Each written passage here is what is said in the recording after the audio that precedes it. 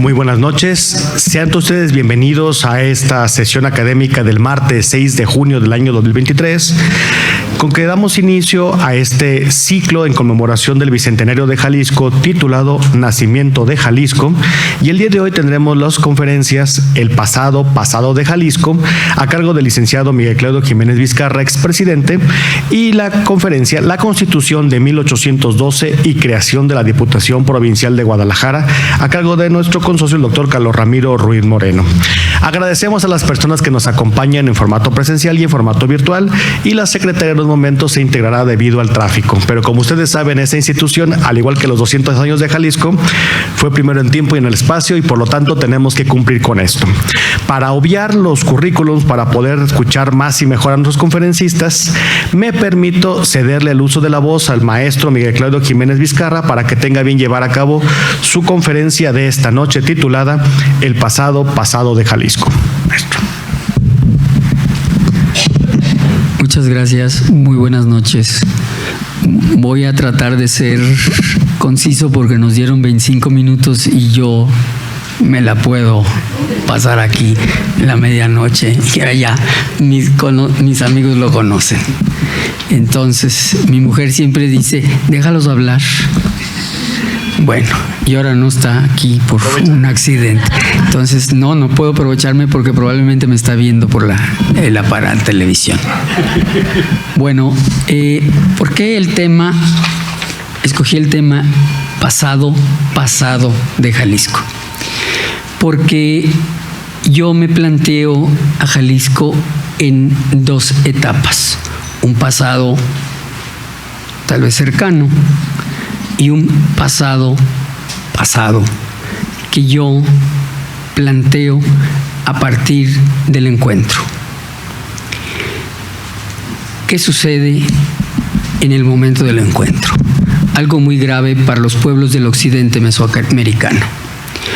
Yo lo siento hasta este momento, un grupo etnias a las que se ha dejado muchísimo de lado para denominarlas en términos genéricos chichimecas. Teules chichimecas, dice Nuño de Guzmán.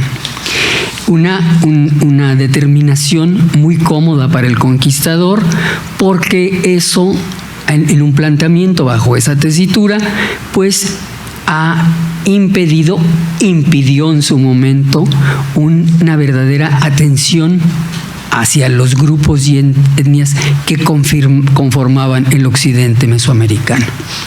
Entonces encontramos que ¿quiénes son los teules chichimecas? Pues salvajes, nómadas, desnudos, carentes de dioses y de lugares de culto.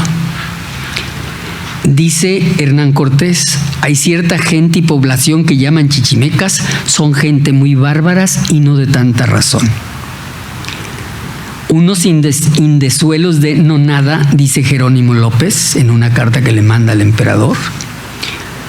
Unos indios chichimecas que están a 100 leguas de México, una gente desnuda, desechada.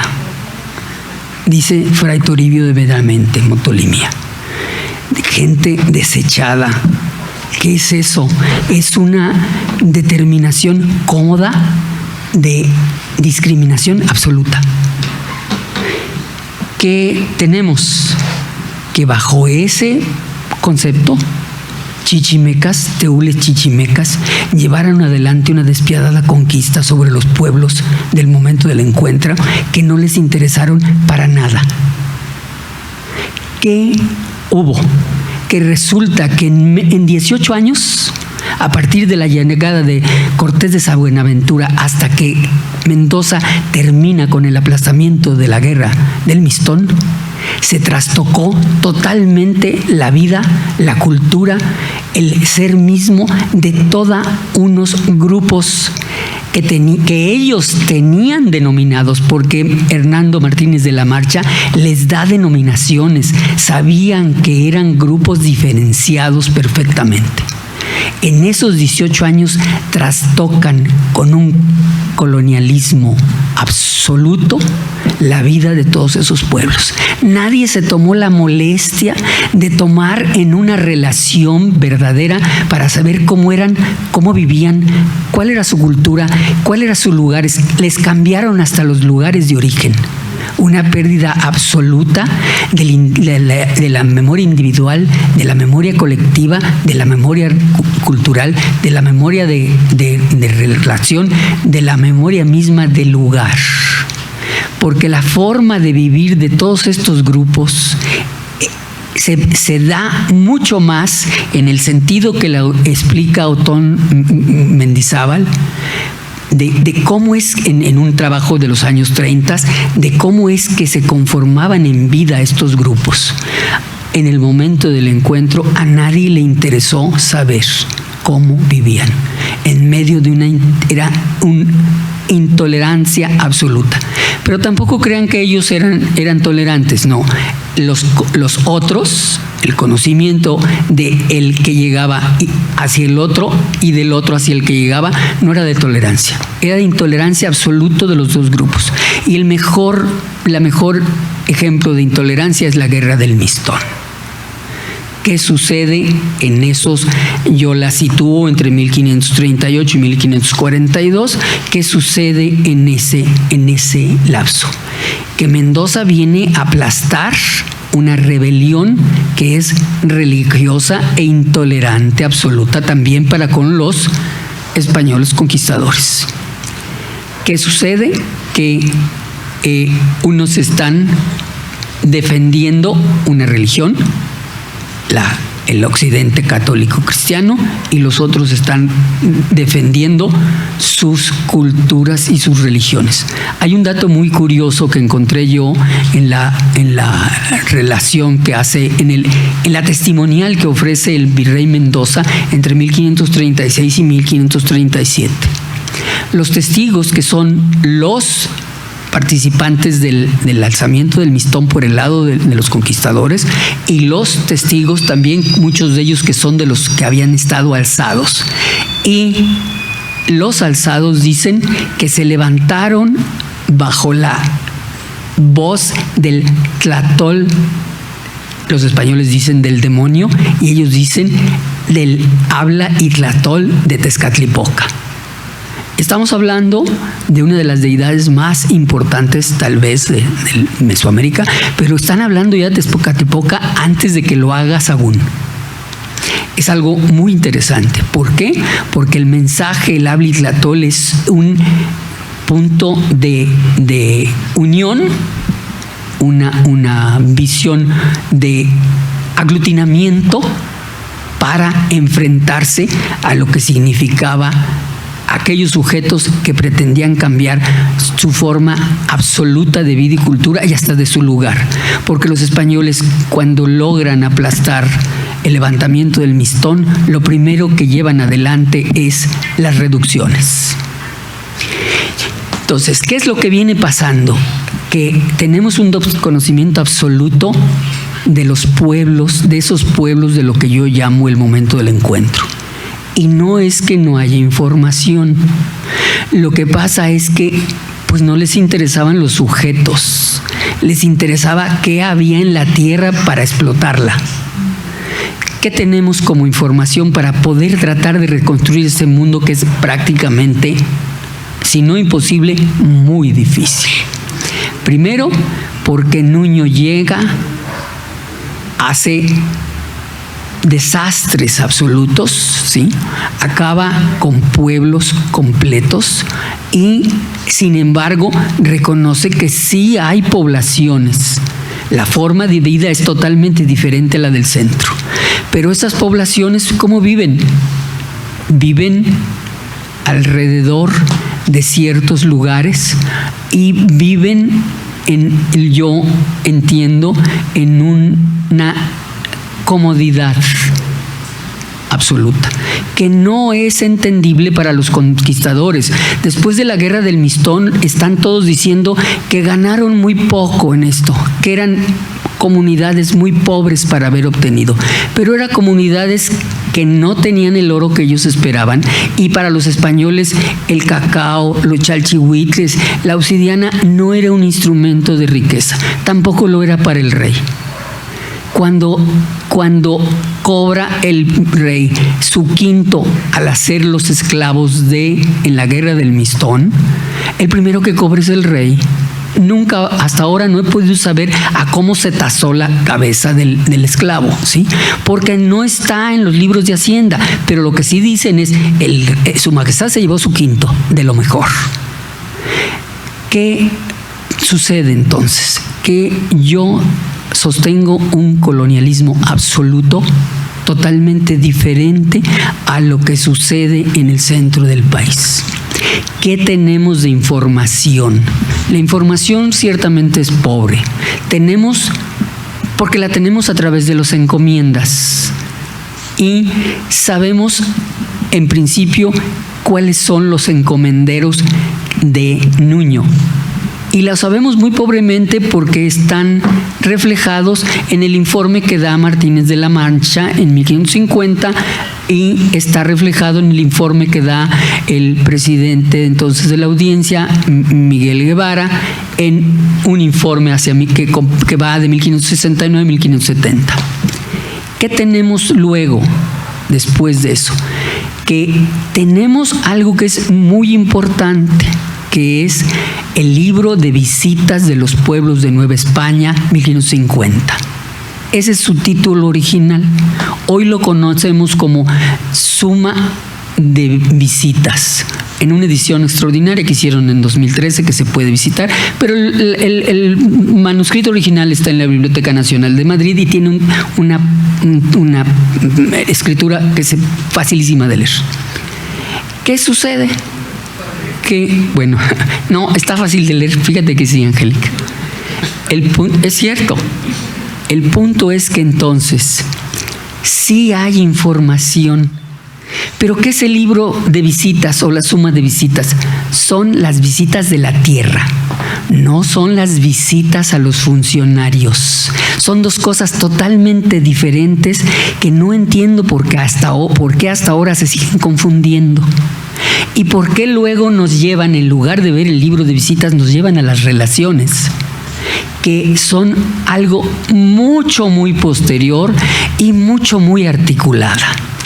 El libro de visitas es un verdadero inventario de bienes de los pueblos de Nueva España, y en ese inventario de bienes vienen los pueblos de Nueva Galicia. ¿Por qué? Porque comprende de 1548 a 1550. ¿Y eso qué representa? Que mandan los visitadores, como Hernán Martínez de la Mancha y tal vez también Francisco Buenaventura, y tal vez los demás que hicieron visitas, que no sabemos en dónde están, ¿sí? Y los compiladores en el Consejo de Indias le proporcionaron a los funcionarios un inventario perfecto de qué había. Porque el libro de visitas dice qué pagaban no solo qué pagaban de tributo, en qué consistía el tributo de cada pueblo y cada cuánto tenían que pagarlo, incluido el servicio personal. No, además dice, y hay de esas, y es bueno para minas, pero ¿para quién? ¿Para el encomendero? No se lo dan, porque inmediatamente el emperador suspende las encomiendas. ¿Por qué? Porque hay una cédula de Carlos que dice, es que debe haber tierra, sino que les vamos a dar a los que lleguen. Entonces habría que quitárselas a alguien, y ese alguien fueron los pueblos. Entonces, en seguimiento del libro de visitas, se puede primero entender por los funcionarios públicos en España, en el Consejo, qué había, qué podían ver, por qué había posibilidades de que tenían que venir a la conquista, al colonialismo. Después de eso, ¿qué se genera?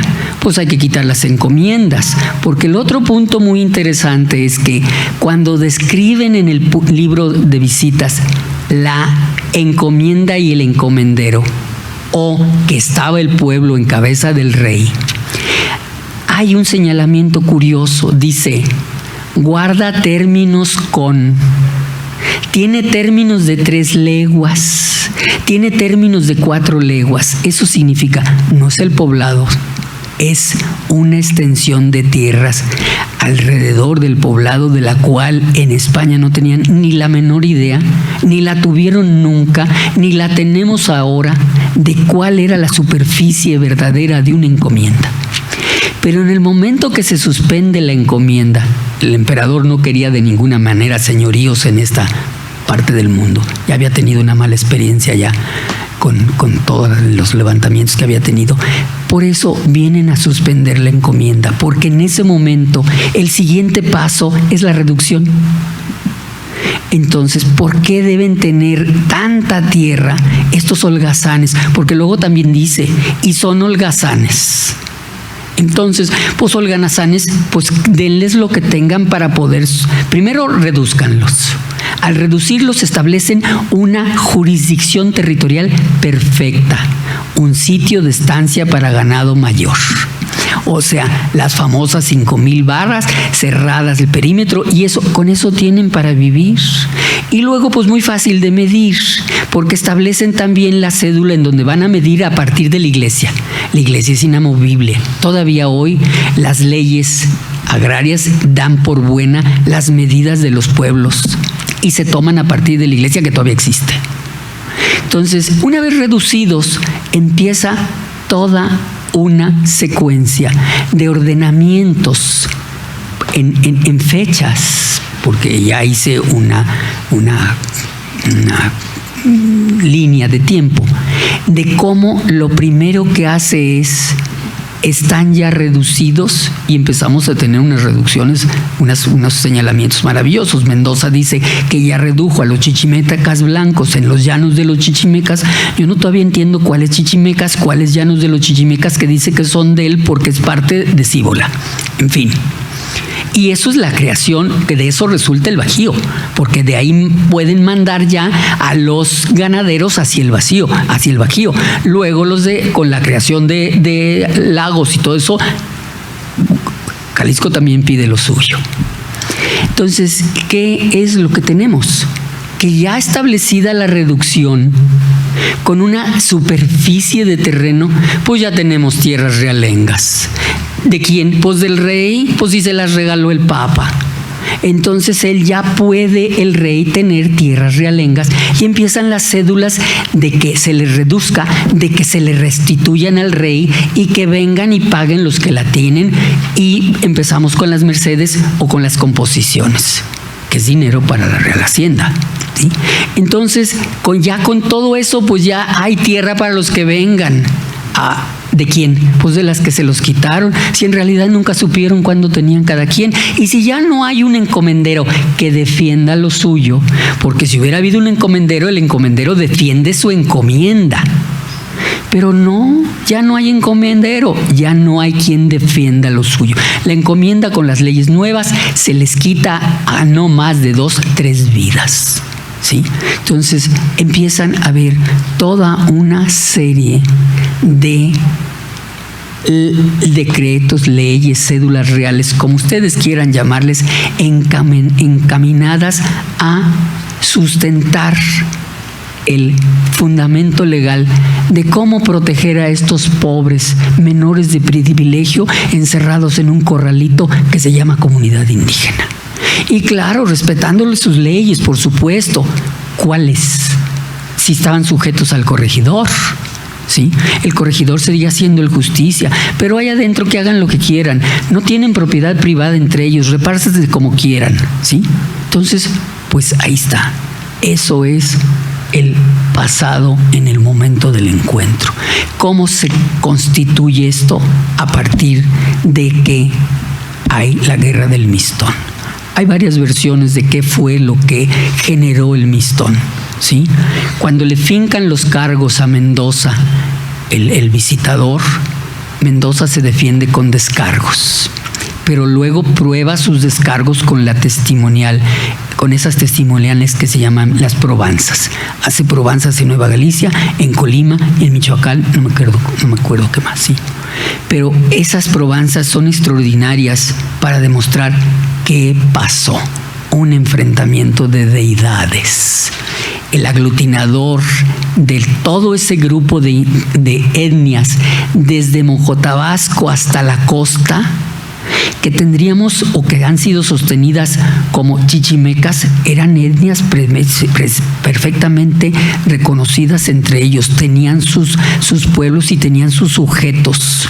Yo entiendo que no aparece que hubieran tenido esclavitud, pues porque cuando hacían guerra entre ellos era para comerse entre ellos, y lo primero para sacrificio, porque en una de las respuestas que le dan a Mendoza cuando va a reclamarles que se rindan, les contestan: ríndanse ustedes porque nos los vamos a comer con chile como nos los hemos estado comiendo, ¿sí? Entonces, ¿qué sucede? ¿Qué podemos saber de ese pasado? Muy poco, pero también entiendo que ha estado muy poco puesto en atención. A partir de mayo de 1541, cuando la Audiencia de México lanza la cédula ordenando la guerra a fuego y sangre contra los alzados de Nueva Galicia, dice que se les haga esclavos. No se les hizo esclavos, los mataron. Cuando Fray Martín de la Coruña, que es uno de los 12 apóstoles franciscanos, viene y es al que Mendoza, estando Mendoza en Guadalajara, lo manda a hacer el requerimiento, Martín de la Coruña usa un requerimiento y les explica todo, y que Dios y que el Papa y el Rey, lo que ustedes quieran, pero también les dice: si no se rinden a Dios y el de Rey, los vamos a matar.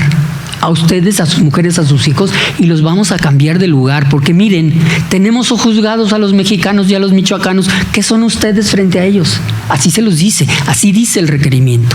Entonces, el primer punto es la matanza en Coina. En Coina arrasan, ¿sí? No podemos saber ni siquiera el número de los que mataron, pero el encomendero de Coina dice: no me dejaron a nadie. Y luego lo de Nochistlán también es desastroso. El único testigo que todavía tenemos sobre eso es Tenamaztle. Don Francisco Tenamaztle huye de ahí, está mucho tiempo escondido con el famoso Chapoli, se muere el Chapoli, tiene que huir porque ya también le dicen que se lo van a comer. Entonces se viene, se entrega a los franciscanos de Cuchipila, se lo mandan al obispo Pedro Gómez de Maraver, que ya estaba en la Guadalajara de aquí. Gómez de Maraver se lo lleva a México esperando ver a Mendoza. Mendoza ya no está, se muere Gómez de Maraver y se queda el Cascán ahí en medio, y lo más práctico para la Real Audiencia es mandarlo a España como preso político. En España llega en 1552 y permanece hasta 1556, en que muere. El informe que presenta Tenamaztle en su defensa es extraordinario, porque hay un testigo que vuelve a narrar la guerra del Mistón. Y no solo eso, dice: nos exterminaron especialmente a los señores y principales. Y Sandoval Acacitli dice lo mismo: los pusieron frente a los cañones y los mataron. Los testigos en la Provenza de Nueva Galicia dicen que qué bien hicieron matándolos de esa manera, porque ellos iban a ahorcar solos cantando. Probablemente cantando el homenaje a Tezcatlipoca, preferían morirse que quedarse aquí. Pero ¿qué sucede? ¿Por qué entonces esa pérdida de pueblos? Porque lo más seguro es que provocaron que o se reducían o se iban, y prefirieron irse a los peñoles, prefirieron irse a los llanos chichimecas, a vivir su cultura. ¿Sí? De ahí que eso de que la guerra chichimeca es una continuación del Mistón, ¿sí?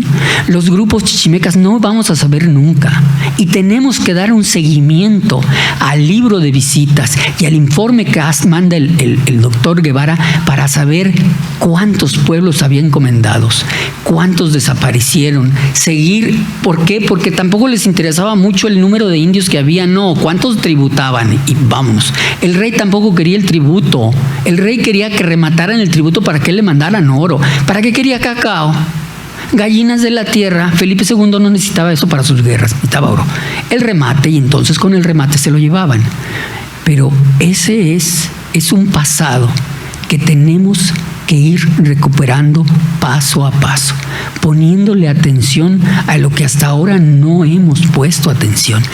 Hay poca información, pero no hay otra posibilidad de hacerlo. Mi propuesta es, pongámosle atención al siglo XVI. Veamos quiénes son encomederos y de qué, cómo están ligados a la suma de visitas. Yo no tengo confianza en las relaciones, son muy posteriores. ¿Qué pasa? Le están diciendo al virrey Mendoza, mira, dales corregimientos para que se entretengan, entre tanto hay tierra y encomiendas. Pero se acaban las encomiendas, entonces ¿qué sucede? Pues entonces vamos a ir encontrando los corregimientos, porque el corregimiento es donde hay pueblos de indios, en principio, porque es para corregirlos, no es para corregir para regir en nombre del rey, no, es para corregir a estos. Hay una cédula que viene inserta en las instrucciones de Adela Torre, en donde dice para cómo tienen que comportarse los indios de la Galicia. Y ahí viene qué es lo que tienen que vigilar en su comportamiento de vida. Lo curioso es que esa cédula la transcribe Tello, nada más que sin la parte de la antropofagia.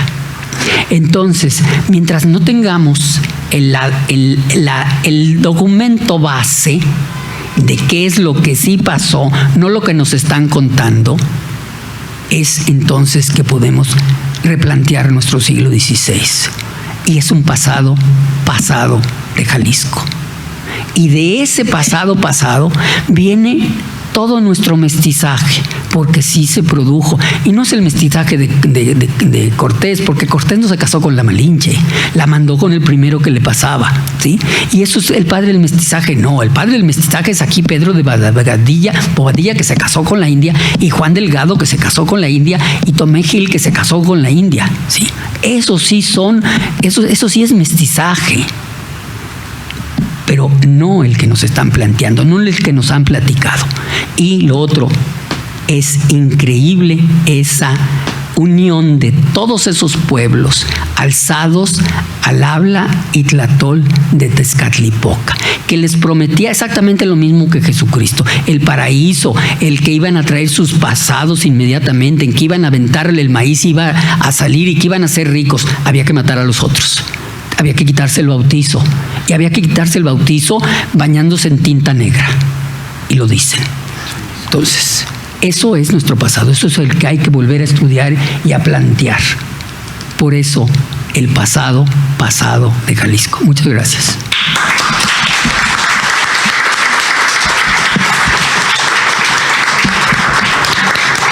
Agradecemos al maestro Miguel Claudio Jiménez Vizcarra esta conferencia, El pasado de Jalisco, y cedemos el uso de la voz al doctor Carlos Ramiro Ruiz Moreno con su conferencia La Constitución de 1812 y la creación de la Diputación Provincial de Guadalajara. Doctor. Muchas gracias. Con la venia del señor presidente de esta benemérita sociedad y el permiso de todos ustedes, quiero platicar en términos generales cuál es la proyección que con este ensayo que hoy de manera sucinta les presento he querido abordar. Desde mi particular punto de vista, la investigación formal del derecho parlamentario jalisciense inicia con la instalación de la Diputación Provincial de la Nueva Galicia, para entonces darnos a la tarea de conocer las fórmulas políticas que permitieron su integración, así como los accidentes que presentó su funcionamiento en nuestro territorio durante el reinado de Fernando VII de Borbón, quien intentó disolver estas asambleas legislativas de competencia provincial para regresar al absolutismo. Primer punto. Antecedentes de la formación política de la sociedad jalisciense. Jalisco, como entidad federativa de la República Mexicana, reconoce su origen sociopolítico en la concurrencia de tres elementos constitutivos del Estado: territorio, población y gobierno, mismos que con motivo de la llegada de los españoles probaron al principio el sistema feudal de la monarquía absoluta. Dicho feudalismo imperial fue impuesto mediante pólvora y acero sobre los pueblos originarios asentados en el occidente de México, precisamente por la acometida de la corona española con la guerra de conquista que dio paso a la materialización del proyecto colonial, instrumentada mediante la edificación de pueblos, villas y ciudades para extender así la lengua, la religión católica y el derecho positivo, con todos los usos y las costumbres del antiguo reino de Castilla y León, que finalmente se vieron consolidados en el reino de la Nueva Galicia a lo largo de 300 años de férreo sometimiento. Segundo, las reformas borbónicas.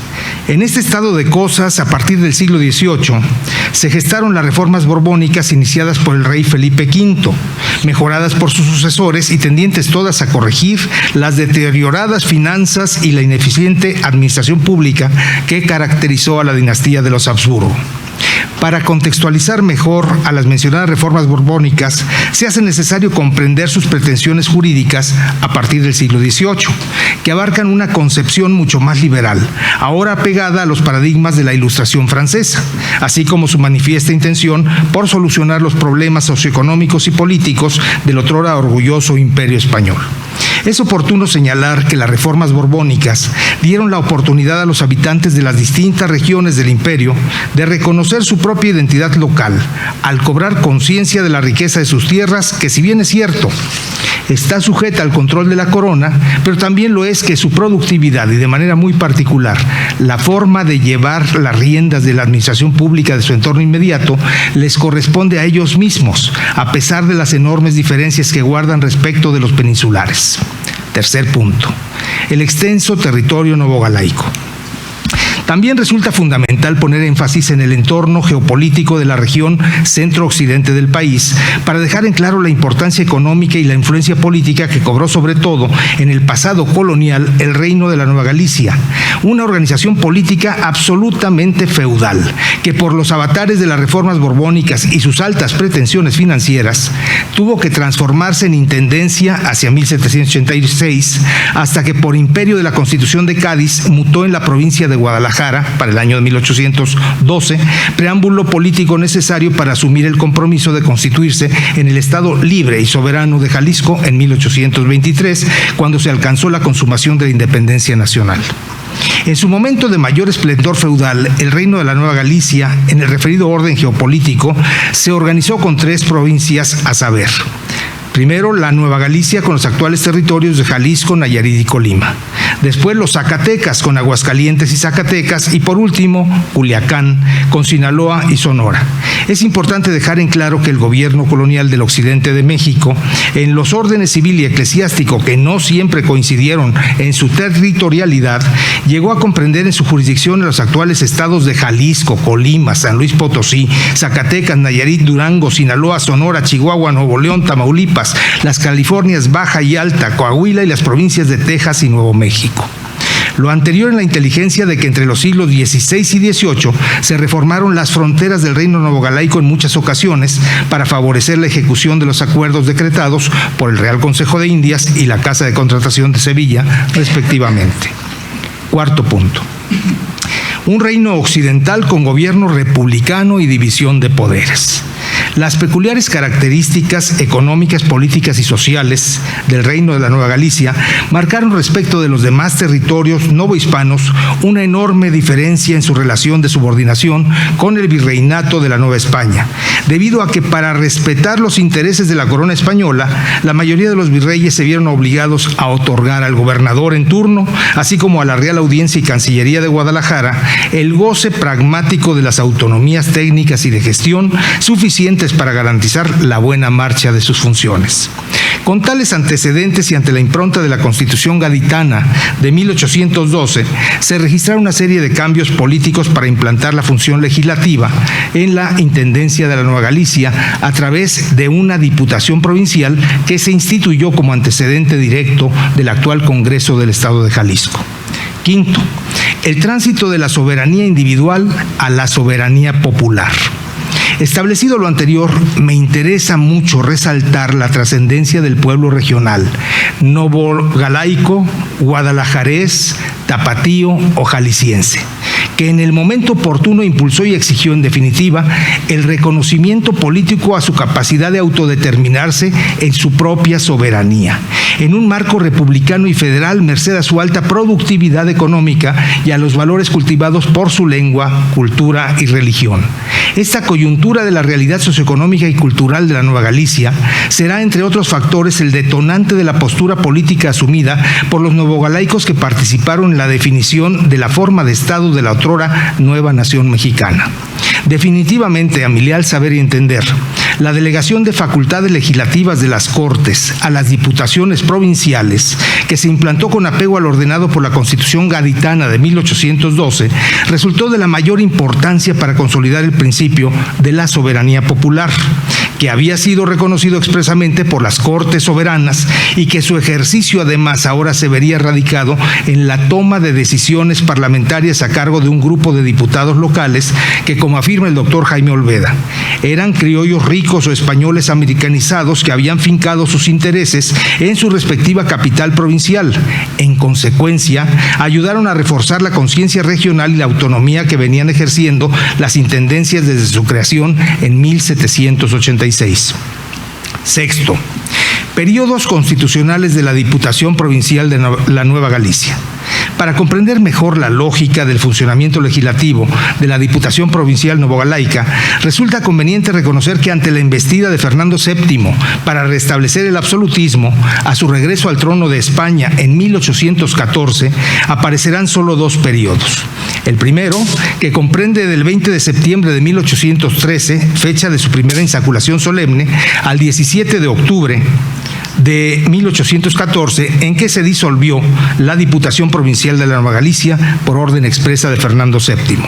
Y segundo, el que con su restablecimiento corrió del 12 de septiembre de 1820 hasta el 14 de septiembre de 1823, fecha en que fue finalmente disuelta para dejar su lugar como órgano legislativo al Honorable Congreso del Estado de Jalisco.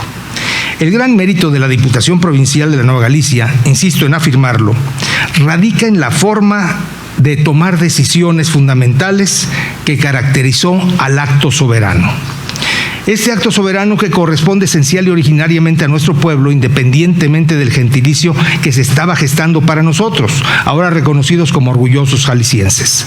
Dichas decisiones no fueron menores, pues entrañaban, entre otras, la exhortativa federalista del día 9 de mayo de 1823 para que todas las provincias se transformen en estados libres y soberanos y que se otorguen una constitución como condición necesaria para concurrir a la Ciudad de México a efecto de debatir y votar en su oportunidad la primera Constitución Federal de los Estados Unidos mexicanos.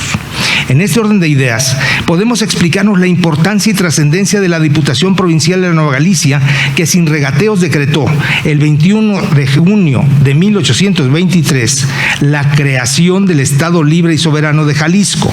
Cabe destacar que para ello resultó estratégica la condición republicana de libertad y soberanía que fue otorgada al nuevo Estado de Jalisco en un acto eminentemente parlamentario, celebrado por la Diputación Provincial de la Nueva Galicia, pues de acuerdo con el jurista Manuel González Oropesa, y cito al doctor González Oropesa, Jalisco había impuesto el sistema federal en México con el apoyo de otras provincias, inspirado en el ideal de libertad individual y de identidades políticas que surgió en los albores del siglo XIX, como reacción a un centro subyugante de conciencias e instituciones. Por eso se autodesignó como Estado Libre, al cual se le agregó después de 1824, y gracias a la instancia del jalisciense Juan de Dios Cañedo, el epíteto de soberano, queriendo decir con ello poseedor de órganos propios de gobierno, independientes de las autoridades federales, denominación que ha sido característica fundamental de nuestro sistema federal. La libertad, por su parte, fue la categoría fundamental de la Ilustración y de ella se derivó nuestro federalismo. Séptimo, el problema de la tesis de la cosoberanía entre la Federación y sus entidades federativas.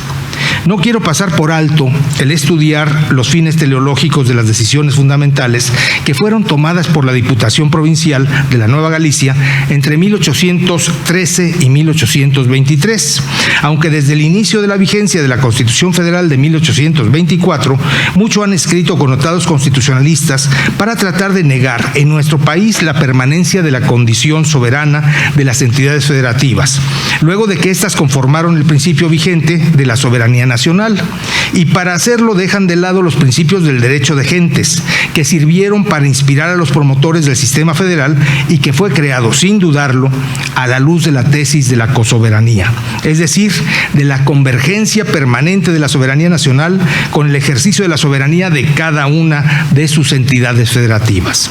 Octavo, conclusiones. Cierro este breve ensayo con el propósito de reconocer las enormes vicisitudes que se presentaron en España con la ambición expansionista de Napoleón Bonaparte y que se transformaron en las enormes oportunidades políticas que pudieron ser consolidadas por un grupo de liberales extraordinarios, reconocidos todos como integrantes de la sociedad guadalajarés de amigos deseosos de la Ilustración, y quienes presentaron en la Diputación Provincial de la Nueva Galicia las bases jurídicas del régimen republicano y federalista que rige nuestro país, a pesar de las muchas y muy desgastadas argumentaciones de los centralistas, que a 200 años de distancia siguen arguyendo que la soberanía de los estados se consumió en diciembre de 1824 al consolidar expresamente a la soberanía nacional.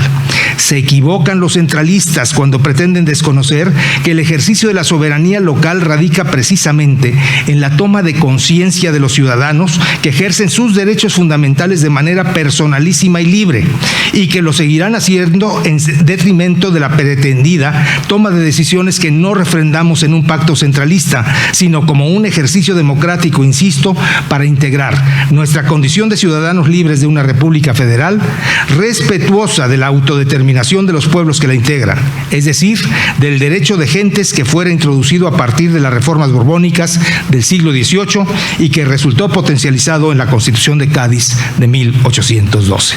Muchas gracias por su atención.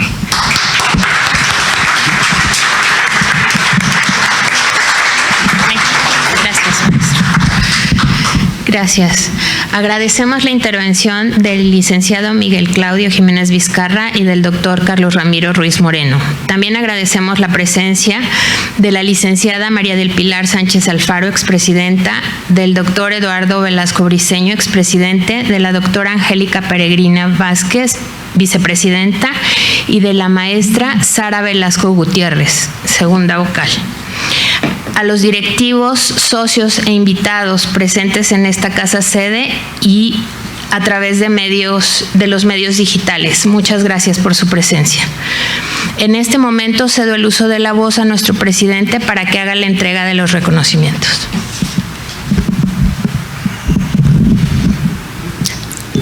Convocados por el Gobierno de Jalisco para sumarnos a la mesa de festejos por el bicentenario de la creación del Estado Libre y Soberano de Jalisco, pues esta institución ha cumplido con lo que se propuso y es otorgar este mes dedicado propiamente al nacimiento del Estado de Jalisco. Por lo cual, la Benemérita Sociedad de Geografía y Estadística del Estado de Jalisco otorga el presente reconocimiento al doctor Carlos Ramiro Ruiz Moreno por su brillante participación en las actividades organizadas por esta institución con la conferencia La Constitución de 1812 y creación de la Diputación Provincial de Guadalajara, misma que se llevó a cabo a las instalaciones de nuestra casa sede, cumpliendo así con el compromiso de presentar un trabajo anual y con el objetivo fundamental de esta benemérita institución, que desde su fundación ha sido el estudio y la divulgación de la ciencia y la cultura. Guadalajara, Jalisco, a 6 de junio del año 2023, firman la licenciada Carla Georgina Chávez Pérez, secretaria general, y el de la voz en su calidad de presidente. Doctor.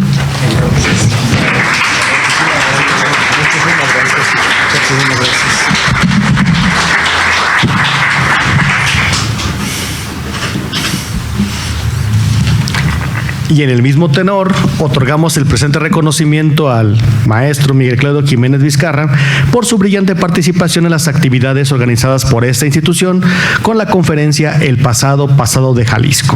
Confirma Jalisco a 6 de julio del año 2023, firman alcalde la licenciada Carla Georgina Chávez Pech y el de la voz en su calidad de presidente. Felicidades, gracias, Claudito.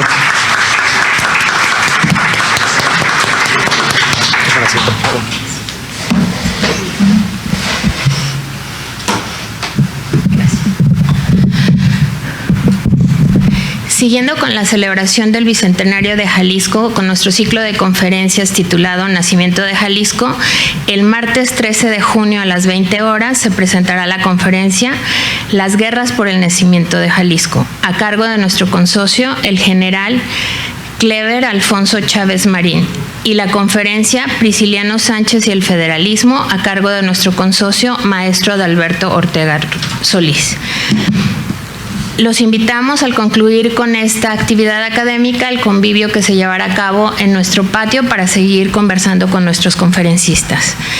Y como último punto, cedo el uso de la voz a nuestro presidente para que haga la clausura de esta sesión. Muchas gracias. Agradecemos a todas las personas que nos acompañan, tanto en la casa sede, que es su casa, como en formato virtual, y agradecerles las actividades que estamos llevando a cabo en esta celebración. Por lo menos esta benemérita institución cumple con su cometido por el cual fue creado por don Valentín Gómez Farías en 1833. Muchas gracias, que pasen una muy buena noche.